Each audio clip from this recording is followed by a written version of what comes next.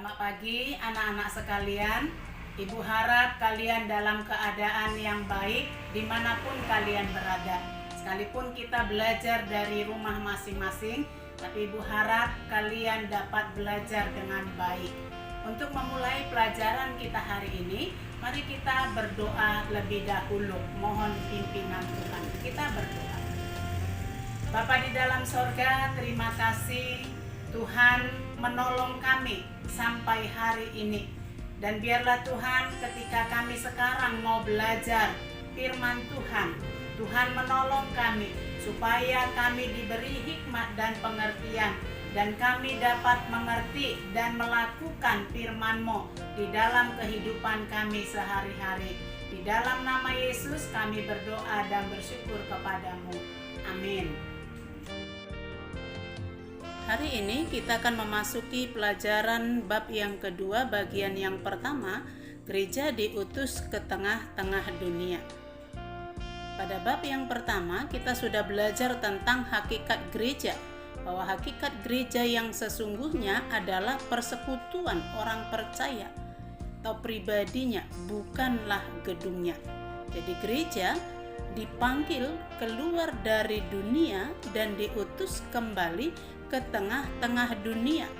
Itu sebabnya seorang teolog, Dr. C.H. Abineno, mengatakan bahwa gereja adalah persekutuan yang menghubungkan Kristus dengan dunia. Artinya, gereja yang sudah dipanggil keluar dari dunia itu untuk dikuduskan, lalu diutus kembali ke tengah-tengah dunia untuk bersaksi atau memberitakan Injil Yesus Kristus yang telah menyucikannya, telah menyelamatkannya. Dan gereja hidup di tengah-tengah dunia untuk melayani dunia, memperkenalkan tentang keselamatan yang daripada Yesus Kristus. Nah, karena itu, tugas atau misi gereja kita dapat melihat dua fungsi bagian besar, yaitu yang pertama, fungsi ke dalam meliputi pelayanan terhadap pemeliharaan pertumbuhan iman anggota jemaat. Nah, hal ini dapat dilakukan melalui pengajaran. Jadi, di dalam Amanat Agung kita juga sudah singgung ya berapa minggu yang lalu bahwa salah satu tugas gereja adalah mengajar. Ajarlah mereka melakukan segala sesuatu yang telah kuperintahkan kepadamu. Jadi melalui pengajaran firman Allah dan juga melalui persekutuan, kita nanti akan bahas kembali ya, gereja harus bertumbuh di dalam iman. Itu fungsi yang ke dalam. Yang kedua yaitu fungsi keluar, meliputi pelayanan terhadap dunia luar melalui pemberitaan Injil atau marturia, dan juga melalui pelayanan sosial atau diakonia.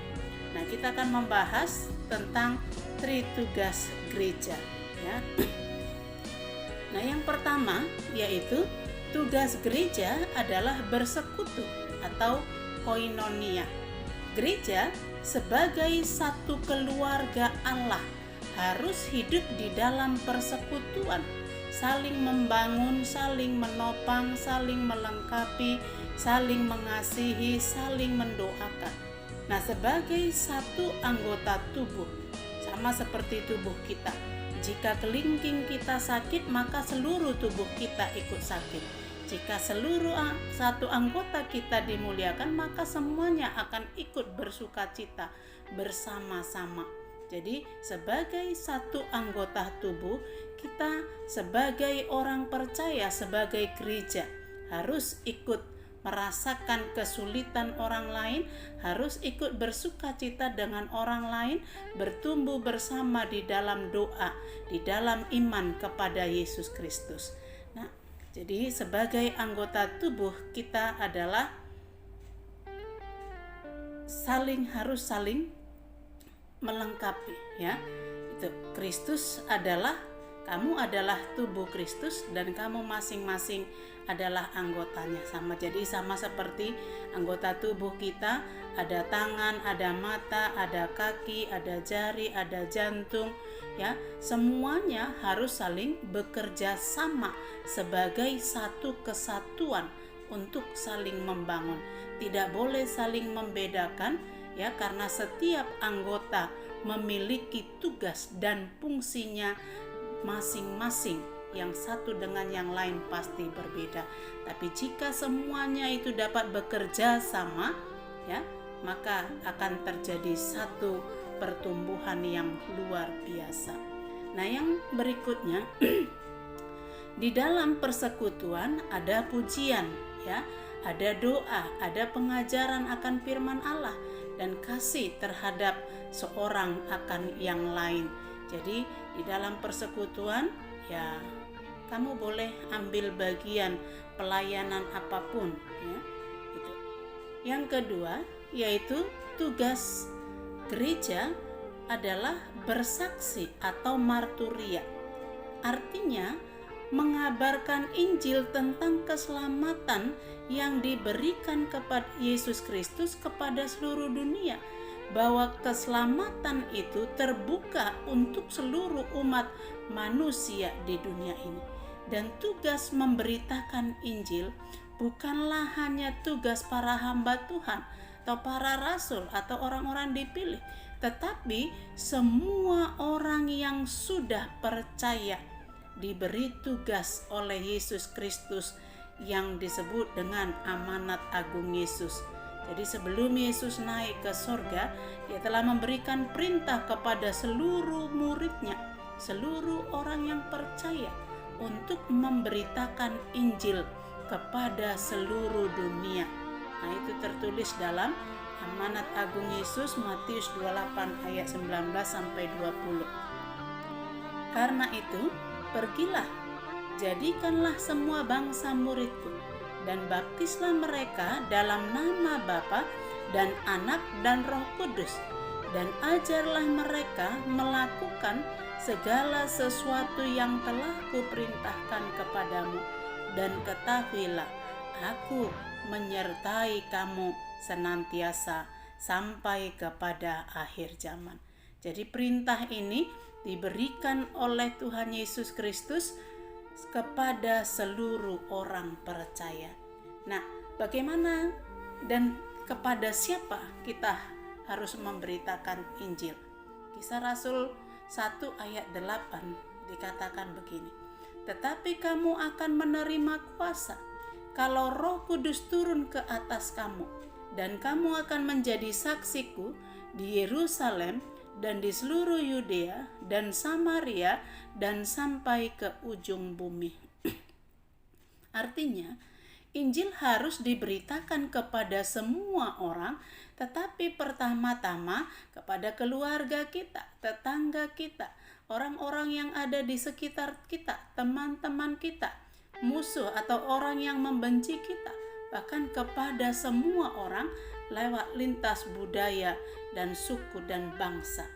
Nah, kepada keluarga, bagaimana kita memberitakan Injil kepada keluarga? Coba lihat keluarga kita.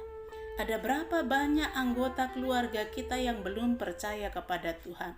Ada berapa banyak anggota keluarga kita yang hidupnya dalam kegelapan, yang hidupnya jauh dari Tuhan, dari kemalasan, hidup di dalam dosa? Maka kepada mereka Yesus katakan, beritakanlah Injil keselamatan, doakan mereka, perdengarkan keselamatan yang dari Yesus kepada mereka, bahwa mereka beribadah kepada Tuhan. Lalu kepada teman-temanmu, ya, teman sekolah, teman les, teman bermain, tetanggamu, ya, orang di sekitarmu, lingkunganmu, ada berapa banyak orang yang belum mengenal Yesus Kristus? Ada berapa banyak orang yang hidupnya menuju kepada kebinasaan? Maka kepada mereka juga Yesus katakan bahwa beritakanlah Injil, beritakanlah keselamatan kepada mereka.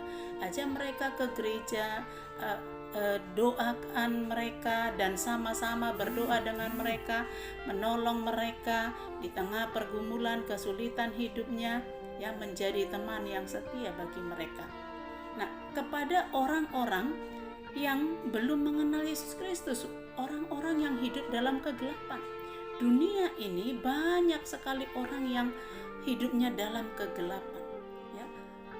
Orang yang sangat membenci Yesus Kristus, ya. Musuh kita, ya. Orang Samaria dikatakan di situ adalah itu musuh orang Yahudi, tetapi Yesus mau ubah di situ. Kita tidak boleh memiliki musuh atau membenci orang lain. Karena ketika kita membenci orang lain, Injil tidak mungkin dapat disampaikan kepada mereka.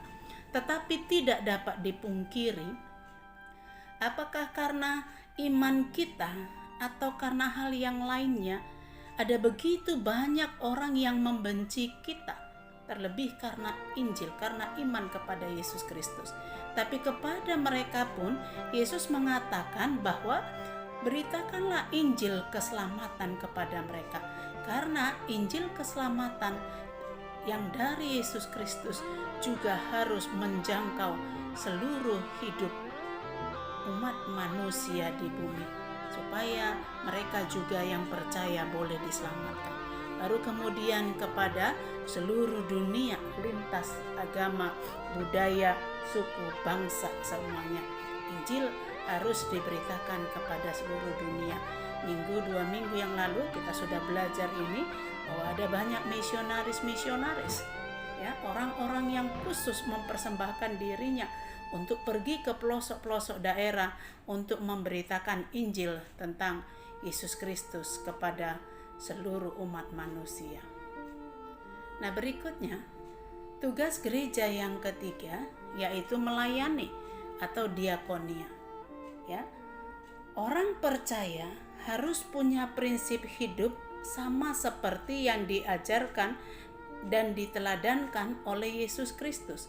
Hidup bukan untuk dilayani, melainkan untuk melayani. Karena Yesus Kristus, Anak Manusia, datang juga bukan untuk dilayani, tetapi untuk melayani, bahkan untuk memberikan nyawanya menjadi tebusan dosa bagi banyak orang. Jadi kalau Yesus Kristus, Anak Allah yang Maha Tinggi, datang ke dalam dunia untuk melayani, bahkan memberikan nyawanya menjadi korban tebusan dosa bagi kita, maka kita sebagai orang yang percaya, sebagai gereja juga harus hidup untuk melayani orang lain. Nah, ketika kita melayani orang lain, berarti kita melayani Tuhan. Karena itu, lakukanlah pelayanan dengan segenap hati kita. Nah, kepada siapa pelayanan orang percaya ditujukan? Yang pertama, yaitu kepada Tuhan Allah, Sang Pemilik kehidupan kita, melalui ibadah yang sejati, yaitu sebagai wujud kasih kita kepada Tuhan Allah.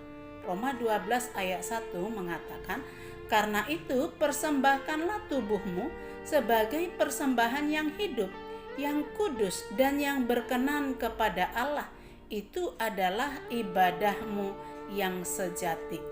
Jadi, ketika kamu hidup, persembahkanlah seluruh hidupmu, baik perkataanmu, pikiranmu, talentamu, tenagamu, materimu, apa yang bisa engkau lakukan untuk persembahan yang hidup kepada Tuhan Allah melalui ibadahmu. Jadi ibadah yang sejati bukan hanya ketika kamu bernyanyi di gereja, memuji Tuhan, melayani Tuhan, tapi seluruh kehidupanmu setiap hari, perkataanmu, perbuatanmu, pikiranmu. Karena ada begitu banyak orang yang hidup ya melayani, tetapi dengan mulut yang sama juga memaki orang lain. Itu bukan ibadah yang sejati, ya. Jadi persembahkan tubuh sebagai persembahan yang hidup. Nah, Matius 22 ayat 37 mengatakan, kasihilah Tuhan Allahmu dengan segenap hatimu dan dengan segenap jiwamu dan dengan segenap akal budimu. Jadi mengasihi Tuhan dengan segenap hati, jiwa, dan seluruh kekuatan kita. Jadi contoh yang dapat kita lakukan ya ketika kita hidup untuk Tuhan, ya, ikut ambil bagian di dalam pelayanan, apakah sebagai WL, worship leader, pemimpin pujian, ya, liturgis, pemain musik, penerima tamu, penyambut, ya, kolektor dan sebagainya. Ada banyak hal yang dapat kamu lakukan sebagai seorang pelajar, ya, di tengah-tengah gereja sebagai bentuk pelayanan kepada Tuhan Allah. Yang kedua yaitu sesama manusia. Pelayanan kita ditujukan kepada sesama manusia yang mencakup seluruh aspek hidup manusia. Matius 22 ayat 39, kasihilah sesamamu manusia seperti dirimu sendiri. Artinya, mari kita menempatkan diri kita pada posisi orang lain. Kalau kamu ingin hidup sejahtera, orang lain juga sama ingin hidup sejahtera. Karena itu, bagaimana ketika kamu mengusahakan kesejahteraan hidupmu, jangan sampai menghancurkan kesejahteraan hidup orang lain. Bagaimana supaya ketika kamu mengusahakan kesejahteraanmu, orang lain juga terbangun kesejahteraannya. Jadi, apa yang bisa kamu lakukan adalah banyak hal, ya. Menolong orang yang membutuhkan, mendoakan teman yang sakit, melakukan bakti sosial, ya, di panti asuhan atau sebagainya. Dan saat ini juga pada masa pandemi banyak orang yang kehilangan pekerjaan, kekurangan makanan. Apa yang bisa kita lakukan untuk mereka sebagai wujud kasih kita kepada sesama manusia, sebagai wujud pelayanan kita kepada sesama manusia. Karena itu, lakukanlah pelayanan itu kepada orang lain dengan segenap hatimu. Yang ketiga, pelayanan orang percaya ditujukan kepada alam semesta, yaitu dengan memelihara dan mengusahakan alam semesta, sebab kesejahteraan alam atau lingkungan sekitar kita mempengaruhi kesejahteraan hidup kita sendiri. Sejak awal ketika Allah menciptakan manusia pertama, Adam dan Hawa, Allah langsung memberi perintah kepada manusia supaya manusia mengusahakan dan memelihara alam semesta. Kejadian 2 ayat 15, Kejadian 1 ayat 28 juga sama ada dikatakan, ya. Manusia diperintahkan untuk mengusahakan dan memelihara alam semesta. Yeremia 29 ayat 7 juga mengatakan, usahakanlah kesejahteraan kota kemana kamu aku buang atau di mana kamu tinggal, ya. Dan berdoalah untuk kota itu kepada Tuhan, sebab kesejahteraannya adalah kesejahteraanmu. Nah, karena kesejahteraan lingkungan kita mempengaruhi kesejahteraan kita, karena itu layanilah, ya, lakukan yang terbaik untuk lingkunganmu. Buang sampah pada tempatnya, itu misalnya, ya, ikut gotong royong, bekerja sama dengan masyarakat sekitar untuk membersihkan selokan, parit dan sebagainya, atau ikut program pemerintah melakukan tanam 1000 pohon, ya, ikut tanam hutan bakau, ya, ciptakan hutan bakau di pinggir pantai. Apa yang bisa kamu lakukan untuk melestarikan lingkungan hidupmu supaya engkau juga hidup dengan baik? Nah, pelajaran kita sampai di sini hari ini. Minggu depan kita masih lanjut dengan bab yang kedua. Nah, tetap semangat dan jaga kesehatan. Terima kasih, Tuhan memberkati.